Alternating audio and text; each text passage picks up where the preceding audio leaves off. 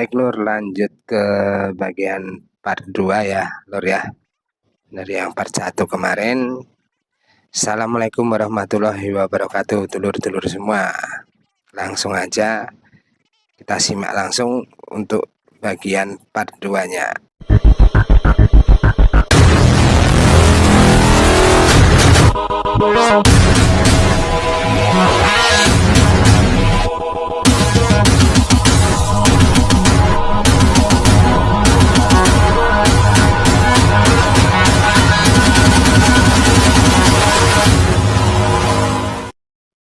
Kemudian untuk sektor klep seperti biasa Pak dipoles sedikit, bubut sedikit, nggak lupa untuk di backup. Kita lakukan backup sedikit di bagian sudut sini. Kadang kan ada yang bentuknya begini Lur, mengkelung begini. Nah itu kita sedikit landaikan sedikit biar apa, semprotan bahan bakar itu rata, langsung cepat mencapai ke ruang bakar seperti itu ya Lur ya. Di bagian X juga kita poles sedikit, kita tipiskan boleh, masih aman buat harian. Selama ini Pak dilakukan juga masih aman buat harian, yang jelas nggak usah ekstrim-ekstrim banget. Di samping ngejar ringannya juga Lur. Seperti itu. Terus di bagian pelatuk masih wajar. Maksudnya wajar tuh menggunakan standar aja. Terus di bagian noken as, jangan lupa untuk noken as untuk harian tetap menggunakan ADS automatic dekompresi system, terutama untuk bit starter halus bit K44 ini itu tetap menggunakan ADS-nya kalau masih mau menggunakan starter otomatis starter. Isinya tuh ya starter tangan cetok jeng ini. Nah kalau sampean mau ngengkol ya silahkan ADS-nya dilepas, tapi akan berat. Nah ini kan untuk mengawali start pertama saat mau menghidupkan mesin, itu membuka klep X sedikit, itu untuk mengurangi kompresi, seperti itu, membuang kompresi sedikit. Kemudian dilanjutkan dengan mesin hidup. Nah, spek 130 noken as custom bisa kalian terapin pakai noken as yang ada di aftermarket juga bisa, atau bisa juga masih pakai noken as standar juga bisa, masih mampu. Kalau ada yang tanya, Pak D, kalau noken asnya standar gimana? Oke, nggak masalah. Terus ampere klepnya bisa menggunakan standar juga. Kalau mau dikerasin juga bisa pakai ampere klep motor lain. Kalian bisa terapin ampere klep seperti adopsi motor brand-brand lain, bisa itu. Tinggal nanti kalau soal retainer itu menyesuaikan ya. Kayak tadi Pak dibahas sedikit contoh, kembali lagi bisa pakai shogun smash. Nah retainer bisa ngikuti shogun smash juga termasuk kuku klepnya. Itu ya Lur ya. Lanjut untuk sektor suplai bahan bakar. Suplai bahan bakar ini kalian bisa menggunakan injektor yang punya Vario KZR atau spek 125. Itu udah cukup. Selama ini Pak D juga untuk spek-spek dari 53 itu 52, itu Pak D menggunakan injektor KZR. Itu bisa. Tapi kalau KZR ya tergantung, maksudnya begini. Saya ralat sedikit. Pak D ralat sedikit itu kalau untuk injektor itu menyesuaikan kebutuhan mesin ya, menyesuaikan kebutuhan mesin. Kita harus nyari juga, tapi yang dari pengalaman Pak D itu kalau untuk spek 52 itu kan paling ketemunya itu sekitar 52, lah ya. Seperti pakai piston Vario standar Vario 125 itu juga udah worth it banget itu. Tipe-tipe yang bawaan dari Vario, yang bawaan dari produk Honda, tinggal kita profil sedikit, udah bisa dilakukan bore up dan nggak perlu lagi ganti buring seperti itu. Nanti Pak dibahas di konten yang lain, di konten yang lain ya. Soal injektor itu menyesuaikan. Nah, Pak D menggunakan KZR original yang Pak D beli di dealer resmi Honda. Dealer resmi Honda. Jadi kita membeli barang itu ya lihat ya lor ya. Gunakan spare part yang benar-benar original terpercaya seperti itu. Nah, tipenya seperti ini lor, KZR itu kalau original. Seringkali Pak D beli, itu masih ada quality controlnya dengan warna tersebut. Itu lor, bukan Pak D di endorse bukan ya. Ini tapi Pak D hanya penerapannya aja biar dulur-dulur juga nggak salah beli. Kalau di aftermarket juga dilihat dulu keoriginalannya dulu, ditanyakan dulu original nggak ada jaminannya kan. Terus ini kalau di scan pakai lampu ultraviolet juga keluar logonya Honda seperti itu. Nah, tanpa ada tutupnya atas bawah itu, ini yang original. Terus bungkusnya seperti ini. Terus karet o-ringnya ini untuk karet o-ring bawah sama karet o-ring yang atas yang dapat join konektor atau apa ini yang dudukan buat injektornya itu juga terpisah seperti ini.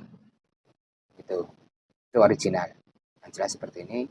Soal tipe itu KZR. Untuk spek 130, spek dari 125 120 itu masih worth it. Sampai 100 kayaknya Pak D terapin itu sampai spek 130 lebih dikit itu masih bisa dipakai tanpa memainkan ecu ya lor ya, tanpa memainkan maksudnya tuh manipulasi data ecu seperti remap atau apa itu enggak Pak D lakukan. Nah, kecuali memang ada permintaan customer yang mau remap, silahkan remap mau keperluannya untuk apa, untuk menambah ring limiter dari ecu tersebut bisa, umpamanya ecu tersebut limiter di 12.000 rpm, umpamanya mau dibikin di 13.000 rpm, itu bisa, silahkan kalian bisa datangin ke tempat ecu remap yang menurut kalian bagus, worth it, itu bisa kalian lakukan. Terus untuk sektor TB, throttle body. Nah, throttle body masih bisa menggunakan standarnya Beat itu kan koinnya itu 22 ya lor ya. Di sini ada tulisannya. Koinnya itu diameternya 22. Nah, di sini juga ada. Kalau TB original bawaan motor itu di sini ada tulisannya. Ada tulisannya 22 itu timbul. Dan produknya dari Kehin kalau Honda itu. Kalau Honda itu dari Kehin. Seperti itu. Bisa menggunakan TB standar, bisa kalian upgrade menggunakan TB punya 125, Vario 125 KZR. Terus manifolnya juga bisa pakai KWN juga KZR itu. Nah, tapi kesempatan kali ini kebetulan customer itu TB-nya minta yang gede. Nah, biasanya Pak D itu nggak terus mau. Kenapa? Karena ya kita maksudnya sama-sama mencari solusi yang terbaik, yang mudah, yang cukup untuk kebutuhan mesin seperti itu. Sebenarnya untuk standar aja sudah bisa. Tergantung juga sektor area mesinnya, upgrade-nya sampai mana. Begitu lur. Kalau upgrade-nya itu agak sedikit banyak, terus ini tapi ngomongin aman ya untuk harian ya, itu sampai ke Vario 125 itu juga udah bagus. Nah ini Pak D disediakan TB 150 yang diameternya 26. Ini 26 lur. Di situ ada tulisannya 26.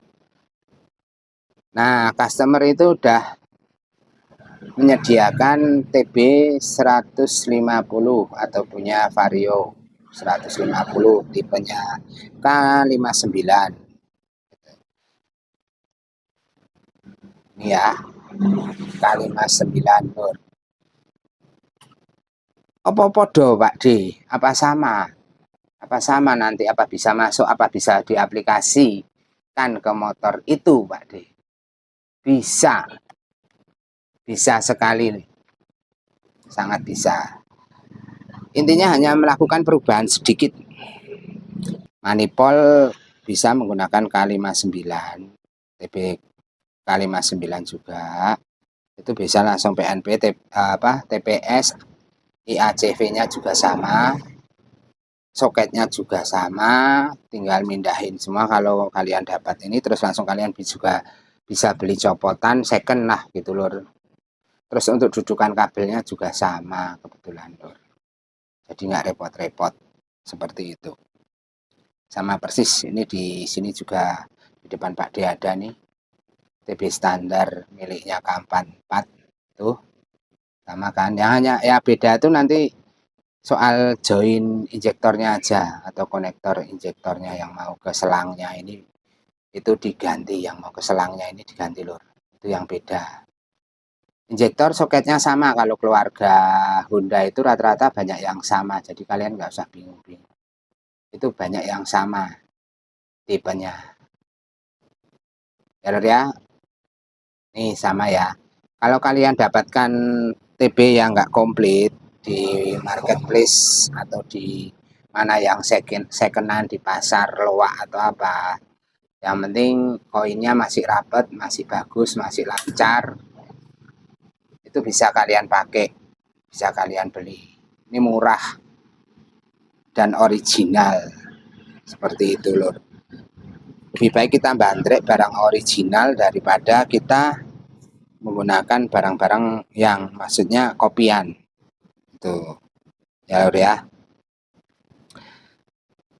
Nanti tinggal di reset aja, kalau sudah selesai di reset seperti itu. Terus untuk ebonit kita lakukan perubahan lur. Pak D menggunakan ebonit Vario 125. Nah, ebonit Vario 125 dimodifikasi seperti ini menyesuaikan sama tempatnya lur. Pas sama, kalian bisa custom sendiri. Seperti biasa Pak D merubah sektor bagian o-ring. O-ring ini Pak D tanam, Pak D masukin lem porting itu ya lor ya. Terus untuk dudukan baut ini kalian nggak perlu merubah dudukan baut 2 ini, yang cukup kalian kalahin itu ebonitnya aja. Jadi seperti ini lor. Nah tuh ya lor ya, masuk rata. Kalian periksa sisi-sisi lainnya itu ada rongganya enggak. Kalau nanti ada rongganya ya kalian bisa tambahin packing kertas atau bisa kalian tambahin lem sedikit seperti itu. Nah ini udah pada modifikasi jadi nggak bisa goyang kanan kiri, pas banget dengan lubang intake-nya. Usahakan seperti ini ya. Ini bukan berarti ini bagus, paling bagus atau apa atau bagus, cuman Pak D ngejar pasnya aja ya, pokoknya cari yang pas lah. Nah seperti itu ya lur ya, masih masuk akal, bener nggak lur? Menurut kalian gimana? Nah monggo dicek seperti itu. Nah terus kemudian kedua, sedikit ada perubahan di sini, kalian bisa sedikit korek sedikit di sini. Ini fungsinya untuk apa lur? supaya si manipol itu tidak nabrak dengan daging head ini. Ini kan yang mau dapat tutup headnya. Nah, supaya tidak nabrak. Karena kalau nggak dibuat seperti ini akan terjadi tabrakan. Tapi kalian juga bisa melakukan perubahan di manipolnya, bisa kalian potong lur. Nah, bisa kalian sedikit custom di sini bisa. Begitu Lur. Pak D melakukan seperti ini bisa di apa milling ya, di milling atau di opposing ini bahasannya, atau pakai tuner, pisau tuner juga bisa. Ini Pak D hanya melakukan pakai pisau tuner aja. Pak D lakukan sendiri, nggak perlu ke tukang bubut seperti itu. Itu ini udah masuk, udah pas tuh. Kenapa harus pakai ebonit? Ebonit ini fungsinya ada Lur. Ebonit ini untuk ngurangin panas, untuk ngurangi panas yang naik ke atas ke manifold, kemudian ke throttle body, juga ke injektor, supaya injektornya juga awet Lur, nggak panas-panas banget seperti itu. Terus perubahan yang dilakukan kedua di mana bagian intake ini, menurut kalian di mana? Nah, di dudukan baut ini kalian bisa sobek sedikit ya, kalian los aja begini seperti ini. Itu nanti tampilannya akan seperti ini Lur. Nah, kalau mau lengkapnya nanti di konten lainnya Pak D akan kasih lihat saat perakitannya ya Lur ya. Nah, ini K59 masuk ke K44. Gampang kan Lur? Nah, ini masih ada rongga, gampang. Ini kalian bisa masukin lem porting juga atau lem besi. Terus di bagian bautnya ini kalian lindungin dulu pakai solasi. Nah, kalian lindungi dulu pakai solasi. Terus nanti dimasukkan seperti ini, kalian jaga sedikit, boleh kalian baut sebelah dulu, dikerjakan sebelah dulu bisa. Nanti hasilnya seperti ebonit Pak D ini. Ebonit Pak D ini udah dikasih lem porting, jadi dia nggak akan goyang kanan kiri. Ya seperti itu aja gampangnya. Terus konektor atau konektor injektor atau join injektor itu bisa menyesuaikan menggunakan manifold yang apa kalian gunakan. Nah, manifold KZR ya pakai KZR, KWN, K59 boleh pakai K59 seperti itu. Nah, kebetulan untuk customer ini, untuk spek 130 ini, Pak D menggunakan timing ini, yang modelnya seperti ini. Ya Lur ya. Ya ini termasuk kalian mau sebut ini Pak D katanya nggak menggunakan part tracing, bukannya nggak menggunakan. Tapi kalau kebutuhan kita udah nggak ada lagi yang bisa kita terapkan, harus menggunakan adjustable yang part tracing, ya gimana lagi, ya kan? Yang penting tujuannya sama, tujuannya untuk bisa melakukan dial seperti itu. Ini kan udah ada garis-garis adjustable-nya, kalian bisa menyesuaikan nanti sesuai dengan nilai-nilai yang kalian cari di dalam dial tersebut ya. Hasil dari noken as itu, hasil noken as yang kalian terapkan itu mau dicari seperti apa karakternya itu ya Lur ya. Ini kan sudah sesuai dengan dudukannya, tinggal pasang. Nah seperti ini Lur. Ini harian ya, harian tapi di dial seperti itu. Bedanya dengan nggak di dial itu apa? Sebenarnya penerapan noken as itu kalau ngomongin mesin soal hidup. Tapi kalau ngomongin soal pas enak atau enggaknya itu saran Pak Desi baiknya di dial gitu. Karena ya seperti yang Pak D tahu, kalau mekanik lainnya itu saat Pak D ngobrol dengan mereka juga lebih baik di dial. Karena apa namanya juga nyari titik pasnya, itu titik enaknya seperti itu, supaya kedua belah klep itu saat membuka dan menutup itu seimbang, overlapnya itu juga imbang seperti itu ya Lur ya. Jadi motor itu enggak kekeringan, enggak kebasahan ya, pokoknya menyesuaikan karakter aja lah. Banyak Pak D ini sok pinter atau apa ya, yang dicari itu pas sama enaknya gitu. Karena ini cuman harian bukan balap, Kalau balap kan masih luas, masih punya keperluan macam-macam, kepentingan dan tujuan sendiri-sendiri. Ya Lur ya, jangan salah paham, jangan salah persepsi. Seperti itu. Oke Lur, sampai sini masih ada yang mau ditanyakan enggak Lur? Menurut kalian apa yang kurang informasi yang Pak D sampaikan ini? Kalau memang masih ada yang kurang, mohon kalian beri masukan ke Pak D. Yang jelas kalau pesan Pak D ya, setiap kita melakukan perubahan apapun di bagian sektor mesin atau apa, itu nggak perlu ekstrim-ekstrim. Yang penting tujuan utama kita apa sih?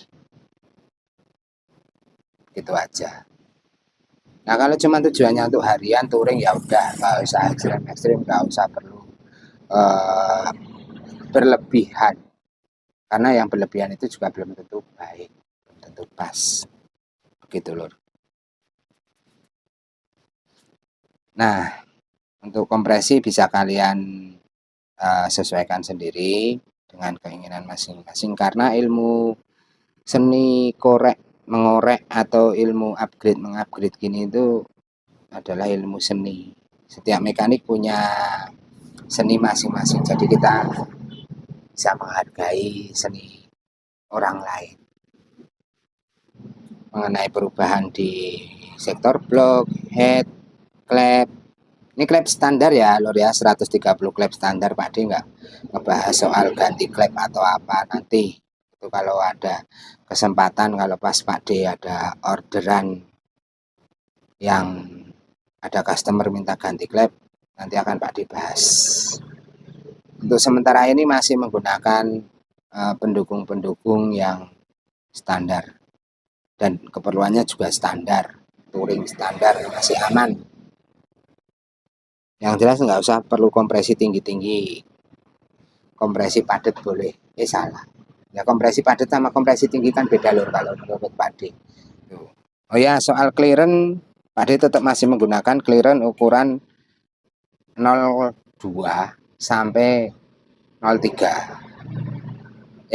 Yang intinya yang kalian suka yang mana. Kalau 03 berarti agak longgar, pistonnya agak longgar seperti itu. Gapnya ring piston itu agak longgar. Untuk penerapannya nanti Pak D kontenin di konten lain ya Lur ya. Untuk sementara ini Pak D bahas sepilnya aja biar kalian juga bisa, pas kebetulan juga ada orderan, pasnya kita sama-sama sharing aja. Kita sama-sama sharing. Itu bukan ateges, bukan maksud Pak D ini keminter atau sok pinter atau paling pinter, itu enggak. Pak D di sini hanya nerapin amannya aja, keperluan untuk harian aman. Wis. Itu bukan masalah banter kenceng atau apa. Itu bonus, itu bonus. Mohon maaf jika dalam penyampaian ini Pak D masih banyak kurangnya, masih belum jelas atau apa ya, kalian bisa sambil sharing-sharing, kita nulis-nulis di kolom komentar. Seperti itu deh ya Lur ya. Ya ini hanya sekedar tontonan untuk kita berbagi ilmu, berbagi wacana, seperti itu aja ya Lur ya. Yang setidaknya kalau emang ini ada manfaatnya ya monggo diambil, kalau nggak ada manfaatnya ya monggo disisihkan. Seperti itu Lur. Jangan lupa like, comment, subscribe-nya dan tombol loncengnya ya Lur ya.